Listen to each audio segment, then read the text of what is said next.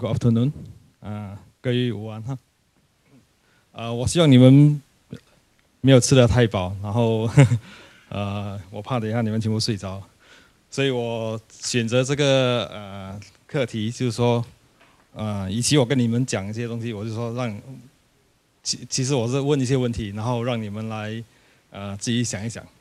我希望你们通过思考，可能就会比较清醒嘛。OK。刚才那个蔡教授他用英文开始，然后过后用中文讲解，我就反过来，我用中文开始，可是接下来我得用英文讲解，不然我很多那些词汇不是很熟，那个中文词汇。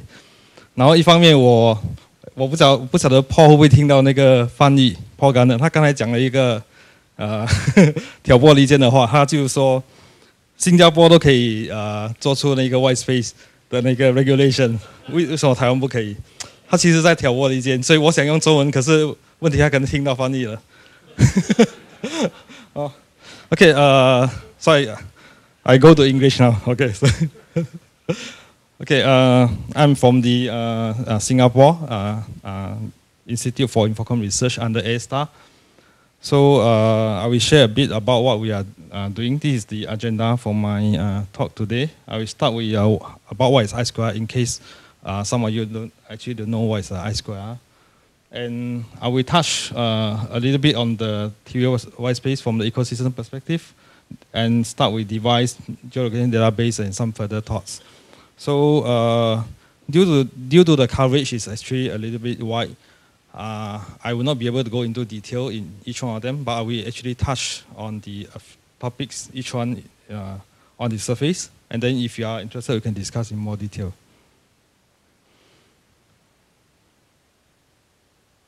Okay, so this is a Singapore R&D framework. The Singapore R&D framework is actually overall coordinated by the Prime Minister Office. So this is the Prime Minister Office coordinating the top under we call Research, Innovation and Enterprise Council, RIEC. So when we look at the research in Singapore, at the end it must actually lead to enterprise, meaning lead to commercialization, industry impact. And under this Prime Minister Office, there are actually a few ministries looking at different aspects of research. This is going to be changed very soon because there is a 5-year plan. But this is what is now. But next year there will be some changes. I cannot share now. And under this different ministry, there are different research funders. This level is research funder, where they fund research programs. And there is also a research performer, where they perform research. And A*STAR is very, very unique in this ecosystem because A*STAR actually is the only one which sits in both. Where A*STAR actually funds research, but A*STAR also performs research. And more specifically, I2 actually is here, Institute for Infocomm Research. We are actually a more research performer than funder. Okay, and under I2R, our focus is on Infocomm technologies. We have 3 thrusts. First one on intelligence, second one on communication, and third one on media. So communication is one big focus of the institute. So today I'm touching more on this communication aspect. These are some of the background. I will go through very fast before I go into the details. So in fact, I2 started on TV white space or more general connective radio since very, very long ago, more than a decade ago. And if you go to Thomson Reuters, ISI Research Fund, sorry, this pointer. So if you go to the ISI Research Fund on connective radio, this is a little bit dated, but it's probably last year's result. If you search for this, it could be quite similar. So they actually look at the most cited papers in connective radio, and there are total, I think, 41 papers being identified as papers with impacts. And out of the 41, 10 actually from my institute, as you can see from here. And my colleagues also, mostly not done by me, need to have a caveat. And a lot of papers that are published by my colleagues, actually, these are the few years that where the connective radio are very hot. So during that few years, actually, you can see that the most cited papers of the year for the transactions, a few of the key transactions, are mostly from iSquare. Okay, and of course some best paper awards. And back in 2008, we also participated in the FCC trial together with Adaptron, Haiyun was there, and a few others. And these are some of the results that were obtained. And we are very happy that we are involved in very early stage. And in the same year, just now I also heard some history, so I also need to mention some history. After FCC published the result, in the same year, on the 4th of November, they announced white space is approved. And if you look at 4th of November, it's the date where President Obama was elected. So they choose the same day. So the day is a history in US because it's the first black man who is a president, as well as a technology history. Okay, so these are some of the deployments that iSquare are actually involved. In fact, in iSquare, we actually do research. After that, we also do prototyping and working with the partners to create prototypes. And the prototypes are also not sitting in the lab, but they actually develop and then use it on the actual field.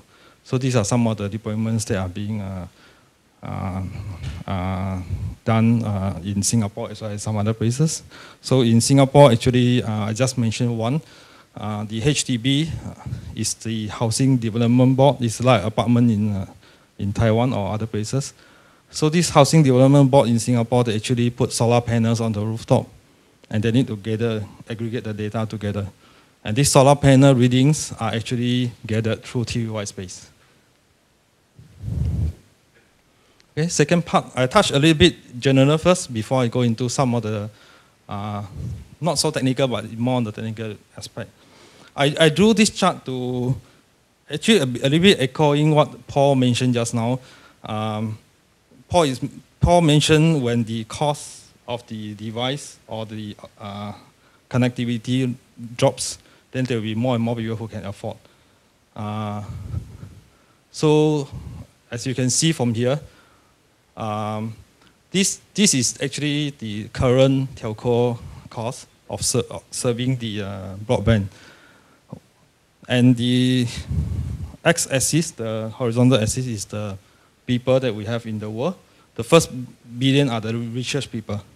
Okay, so US, Taiwan, Singapore, probably most of the people fall in here.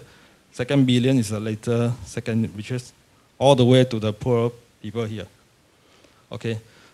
And if you look at the affordability from Richard Tengi's report, I plot it as a demand curve, affordability, from the demand perspective, how much I can afford to pay.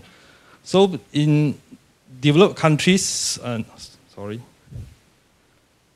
in developed countries, actually, most people are quite fortunate because we are paying something that we can actually afford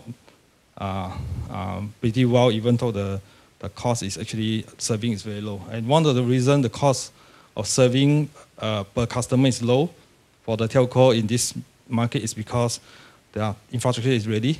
So for you to hook up a base station is much cheaper than you do it in a rural area where you need to pull fiber that is very, very long. Secondly, a base station that you plant in, it can cover a lot of people. Most of the developed countries or cities, you tend to have more denser population. So you can actually cover a lot of people rather than you use a base station put in a rural area where the population is very small. So your cost of serving one customer is very high. Okay? And this is the current situation. So if you go to telco, maybe there are some telco here, there is a reason why they cannot support rural connectivity because there is no benefit in terms of business model perspective. And in fact, in quite a number of countries, I know, like example, I talked to Malaysian telcos, they told me they actually earn money from the city's subscribers, but for them to go to a rural area, they actually lose money. So what the Malaysia regulator do is, they actually tax the telco providers 6% every year from their revenue, and then they use this 6% to subsidize the rural area deployment. So this is the way how it's like Robin Hood. So 劫富济贫, to how to actually extend the coverage to the rural area. So by using white space, now it's another curve using white space. Unfortunately, it's white color, so we cannot see very clearly because it's white space. Okay, so if you use white space, the cost of serving per customer is actually lower. Firstly, because of range. Secondly, because of equipment cost, etc. Don't talk about the same quality yet. Okay, so and if you are able to just reduce this by a little bit, you can see that actually the number of people you can serve is actually much more. Okay. So just now I said, don't look at quality yet. If you look at the famous disruptive technology curve, there's always a customer expectation versus the performance that people can offer. So if you look at the current customer expectation, if you have a fiber at home, you're likely to be very happy. Most of the things you can do. So it actually exceeds or meets all your expectations. If you use 3G, 4G, perhaps most people are okay with it, but in some cases, the 3G, 4G coverage or the data rate throughputs are still not that good. So most people may be okay. But very soon you will see in the future when 3G and 4G are developed in such a case where you may find that fiber is actually a hassle. You may even go completely to wireless. That may happen, depending on the customer expectation. Same thing for TV white space. It starts low, but it can meet some people's requirement. Let's say we talk about a lot of deployments in Africa and other developing countries. Their expectation is lower. This expectation, the higher one, may be for people who are so used to internet. They want very high quality. They want to have live video streaming. These are the people who doesn't have internet access at all. Their expectation is very low. You give them a 256 kilobit per second, they are very happy. Okay. So these are the people where we can actually offer service, TV white space service to them now. But if you look at any disruptive technology curve, okay, technology always grows faster than the customer expectation. So over time, you can see that the white space take-up will be much higher, and the technology will improve to meet the user expectation. Unfortunately, Paul also mentioned this. I'm not sure he saw my slides or. Okay. So first question I asked, why? Some years, why is white space? Is it here to stay or not here to stay? So I use the same example, Airbnb, Uber. These are two famous examples. So they are also based on sharing economy, and white space is actually probably the first sharing economy besides the Wi-Fi. All those are shared access. And if this kind of sharing economy is there to stay, then why not white space? In fact, we talked to a very senior guy in Singapore. He's an advisor for many ministries in Singapore. So when we asked him, what should we look at if we want to do a R&D or want to focus on certain aspects for Singapore, his advice is always look at resource. So he said, if you look at resource, you see which is a resource that is not, either it has the most number of resources. Resource could be funding, could be your area, could be anything. Okay, either it has most number of resources, or it has not efficient utilization of resources. So spectrum is one typical example where you have a lot of spectrum allocated, but it's not being properly utilized. And a lot of people also talk to me, they told me they are confused by, a lot of time people talk about this regulation, there is a standardization, where are they, what are the differences, etc. So I just try to draw one slide to look at it in a, hopefully it's an easier manner. In a typical network, not talking about white space, you always have a DNA. So you have a device, you have a device, network, and application. So it forms your DNA of a network. But in white space or spectrum, other spectrum sharing technology, you have a geolocation database that is sitting on top, which talks to the devices, or you can talk through the network, doesn't matter. And from there, you decide what are the operating parameters that you want to use. And if you look at it in a slightly more detail, Is geolocation database a regulation or standardization?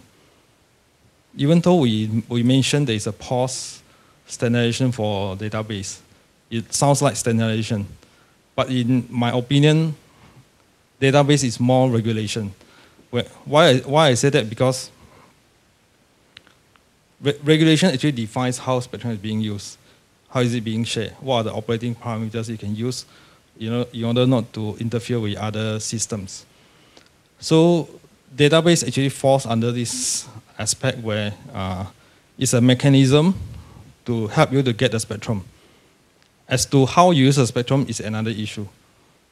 So geolocation database falls is really exactly about this. If you look at regulation worldwide, what FCC define, Ofcom, IDA, Canada, in the regulation, they never tell you which standard you should use. They only mention this is a spectrum, how you access it. So these are the regulation aspect. Whereas when you start designing the devices, okay, we have a challenge because if you don't follow any standards, end up Adaptron device talk to Adaptron access point, 6 harmonic device talk to 6 harmonic access point, Carlson device talk to Carlson access point. They cannot interoperate with each other. That's why we need standardization for this device aspect. So I try to draw the difference between database and the devices, even though some of the parameters in the devices are also under regulation. But the purpose is not to regulate the protocol of the devices, but it's more to look at the interference aspect and the spectrum aspect.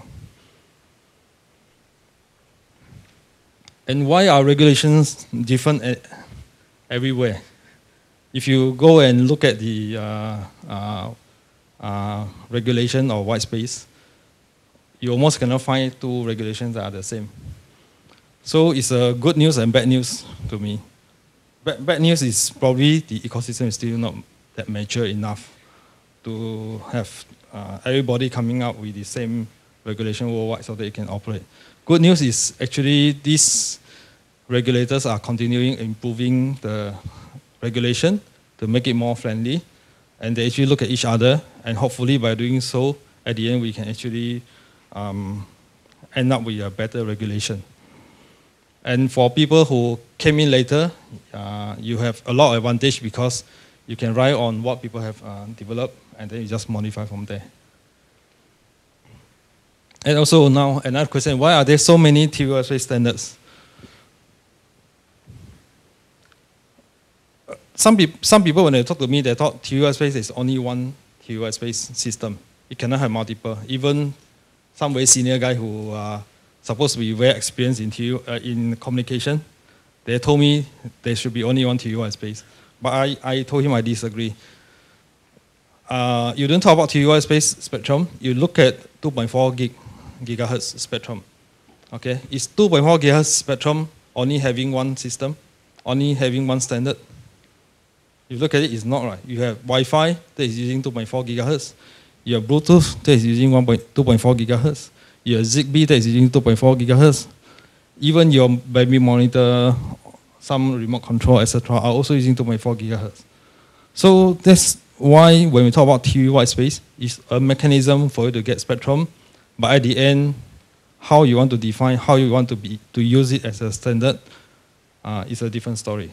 That's why it's perfectly okay for white space to have multiple standards to address different needs. Standard typically they specify certain things for certain applications. Okay, I touched a little bit on the not so technical, but it's supposed to be more technical. Okay, first part, later there's a panel on white space for IoT, so I touched a little bit why TVS space has a chance in IoT.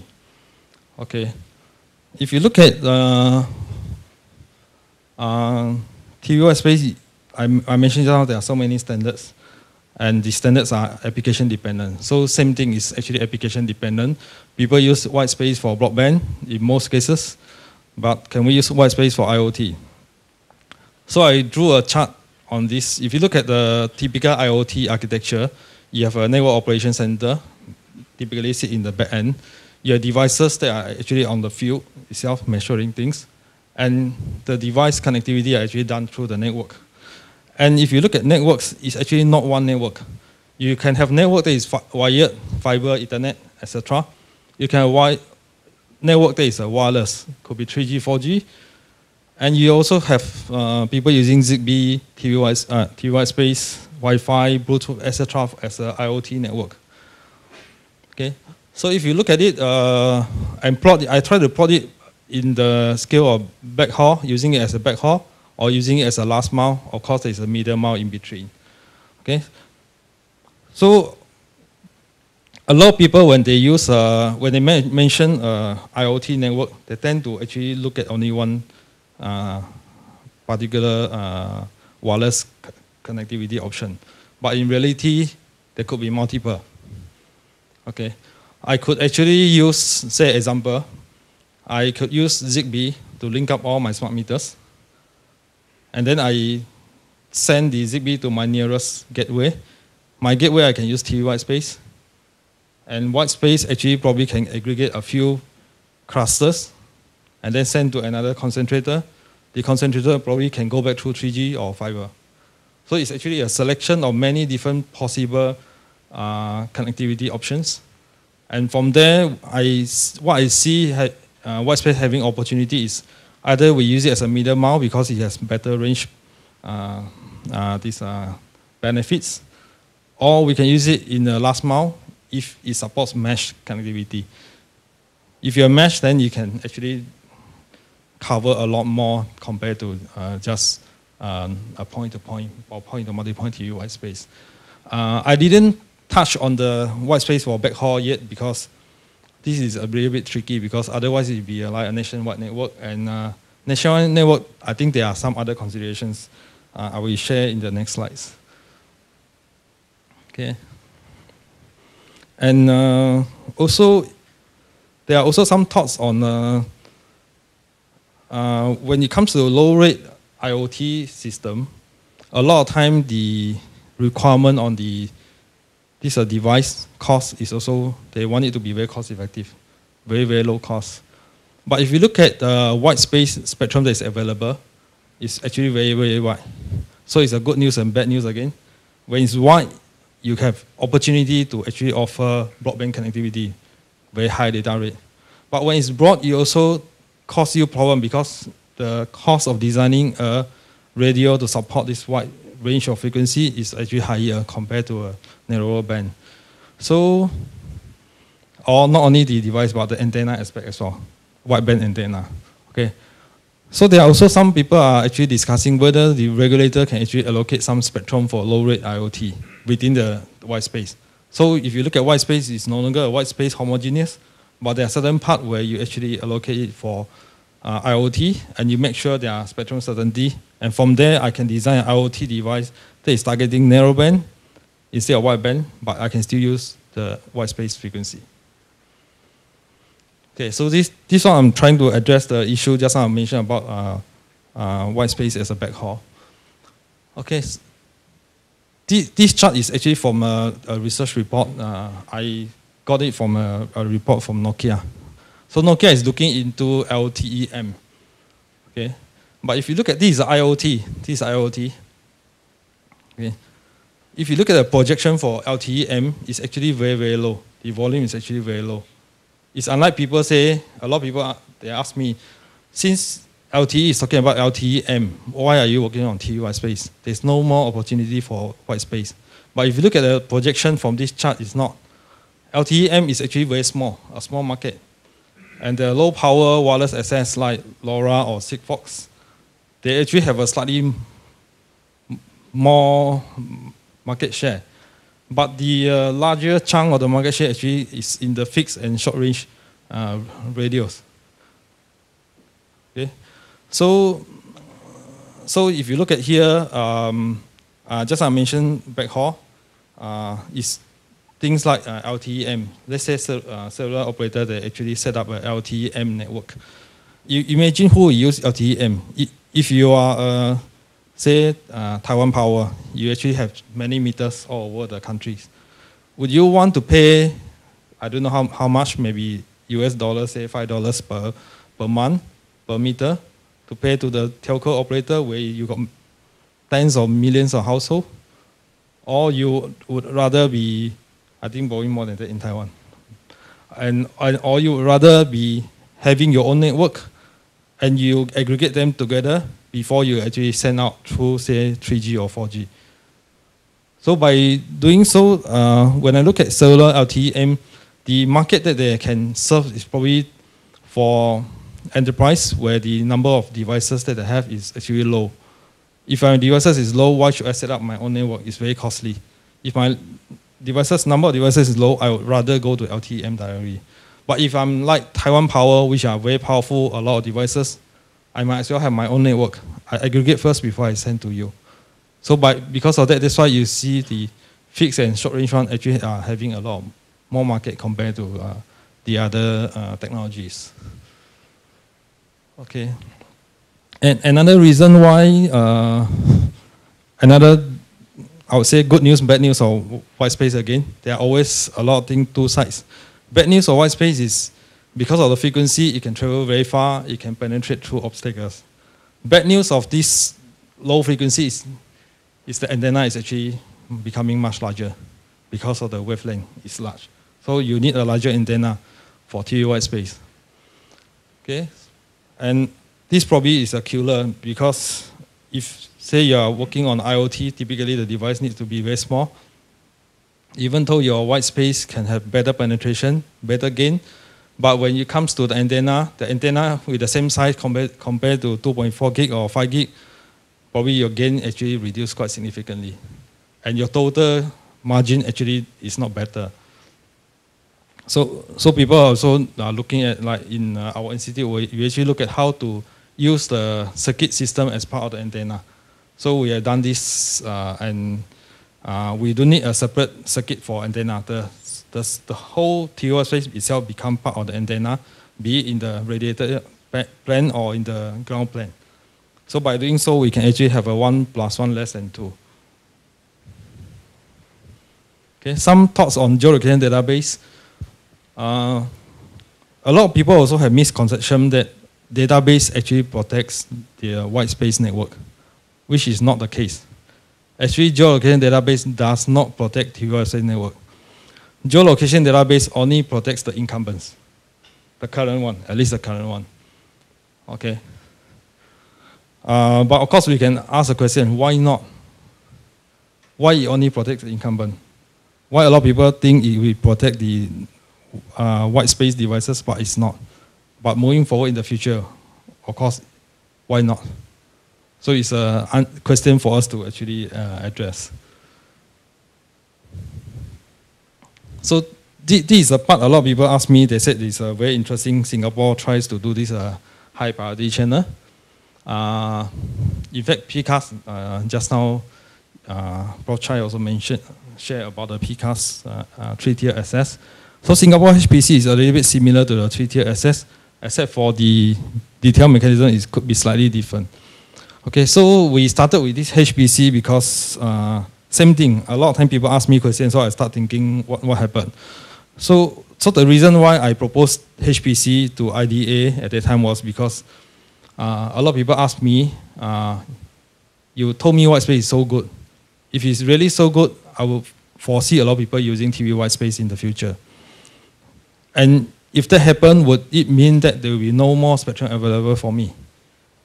And that triggered me to start thinking, hey, if that really happened in the future, how can we guarantee there are still certain quality of service for certain type of application? So my fundamental idea at the time when I started is, example, I look at smart metering or telco or the, you can say smart metering model. A lot of times smart metering, you just need to read probably a few times per day or even lesser, okay? And a lot of time, if you cannot read the reading now, you can read it tomorrow because the reading is stored in meter anyway, even though you are not reading. And how often do you receive the bill? Actually, you receive once per month. So you don't need the reading to be so real time to you. And if I use another, also smart metering, but another transaction, same thing is smart metering, but it could be a case where as a user, I need to go and top up my meter if my meter is using, say, prepaid meters. Okay, so I need real-time access, or even if it's not prepaid meter, I want to know how much I have consumed. So as a user, I will log into the internet. I want to see what's my meter consumption now. Okay, but the second use case, even though it's still smart meter, but I need it real time. You cannot ask me to wait for tomorrow to come back and get the result. So these two, even though it's same smart metering, but they got two different QoS requirements. And I was thinking, if all the different systems having different QoS requirements try to compete at the same time, what will happen? Ended up, everybody was off because you create interference to each other, and nobody can access. So you imagine if there's a case where the higher priority or the user or the application which needs a higher priority, a higher QoS requirement can have better access to the spectrum, then will it be better compared to all compete at the same time? And we have done some study, simulation study. I didn't show the result here. Of course, as we can anticipate it, it's always better to let the higher priority user use first, and the low priority reduce access. And the total throughput actually will be improved. And that's the reason why we actually proposed this model to IDA. But when we first proposed this model to IDA, we call it resource channel at that time. Eventually, it was called high priority channel. We actually have 3 different access schemes to access the HPC. One is through regulatory means. Second one is technology means. Third one is a market-driven approach. At the end, IDA choose a market-driven approach to be adopted in Singapore. The reason is because no IDA people are here, so I can tell them bad news about them, bad thing about them. Okay, the reason they choose a market-driven approach is because market will run it, they can wash their hand. So, you know, government servants try not to do too much thing if whenever possible. I'm also a government servant. Okay. Okay, so IDA decided this HPC will be a market-driven approach for Singapore. But to be frank, we have not decided on the detailed mechanism of the approach because there are at least 2 options that we are considering now in Singapore. Okay, first one is a dedicated option. Second one is a ERP-like option. So this ERP is not the enterprise resource planning. It's a Singapore famous electronic route pricing. You have to pay money to cross the road. Okay, it's a toll charge. Okay, so the first approach is very straightforward.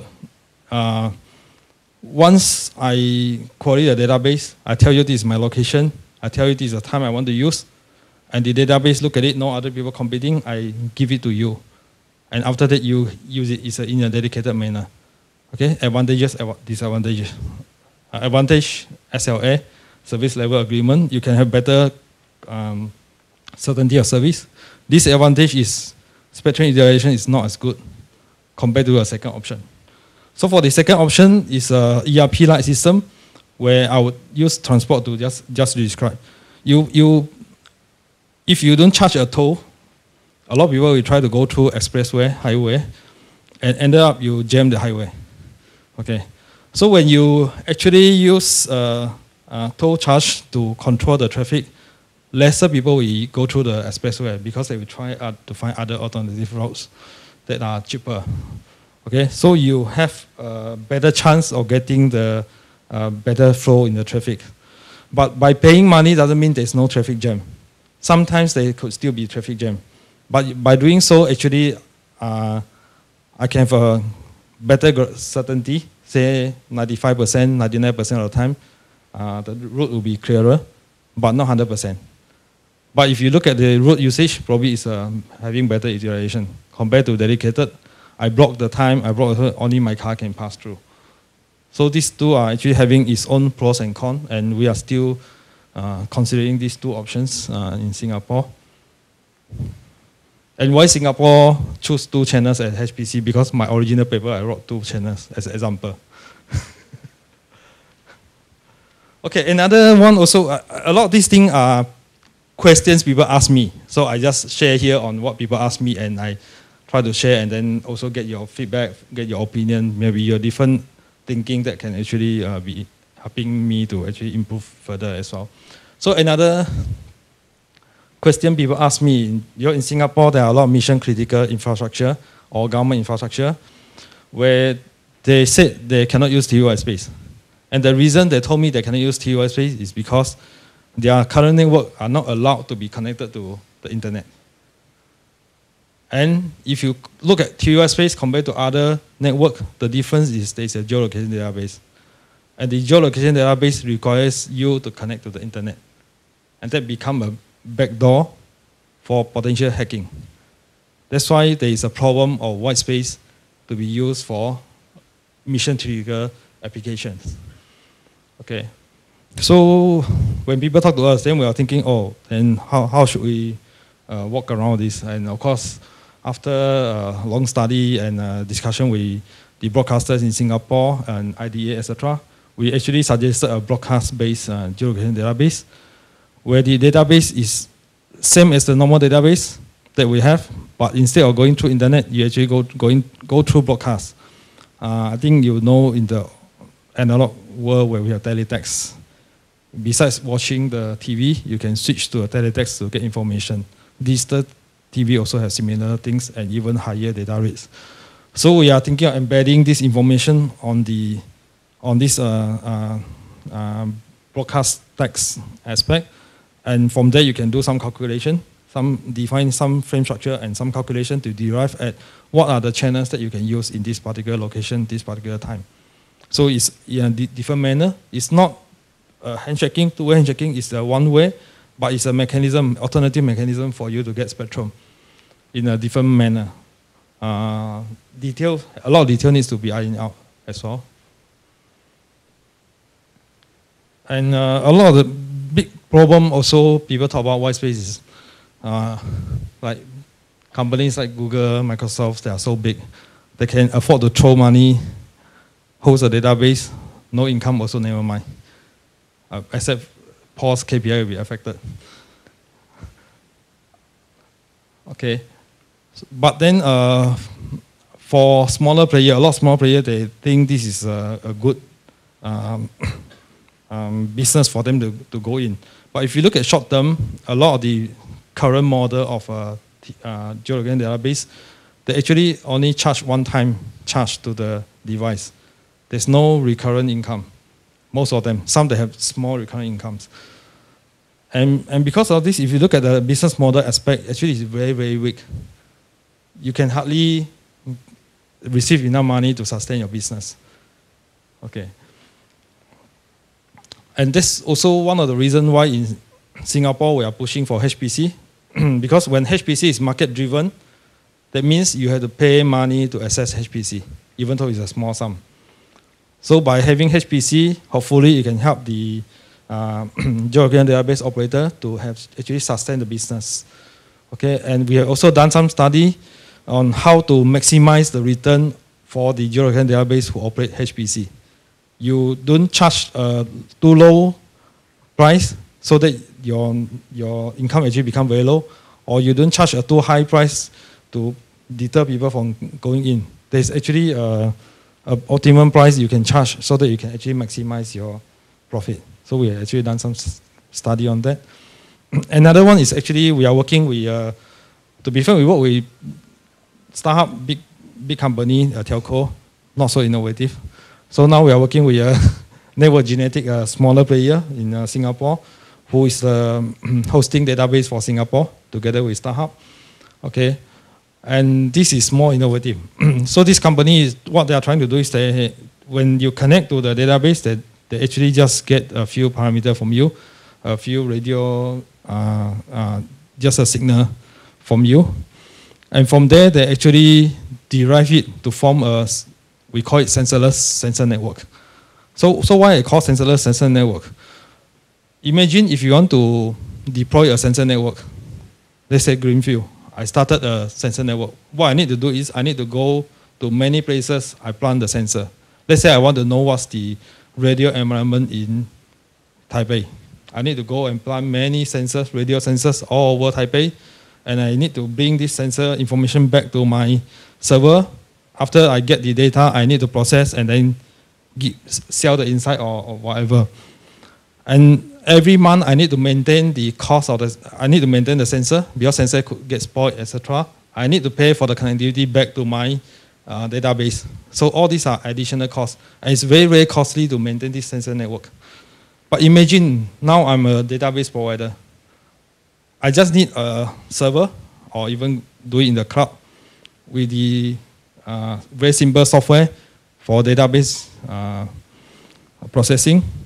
All the sensors are the white space devices that are paid by others, not by me.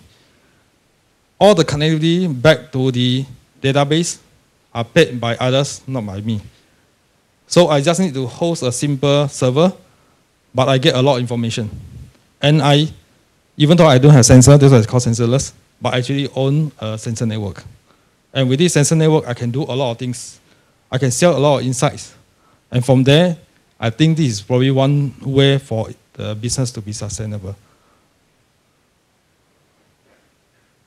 Okay, some further thoughts. Some are related, some are not related to white space. A lot of people also mention database plus white space is actually not sufficient. This one, like example, the NAB petition recently, they mentioned the database information are inaccurate. Okay, and some said, how can you prevent people from actually illegally using white space, etc. So some technology are actually required to actually look at the spectrum usage to ensure that they didn't do it in an illegal manner. We don't have any. We have some thought on this, but we don't have a complete solution yet. Okay. Okay, and also some people said it's a big question. Do we still need spectrum sensing? So in US regulations, spectrum sensing is still an option. But if you look at other regulations, spectrum sensing is silent. It's not mentioned. Okay. But if you look at the regulations that are published now, they are all from developed countries. Okay.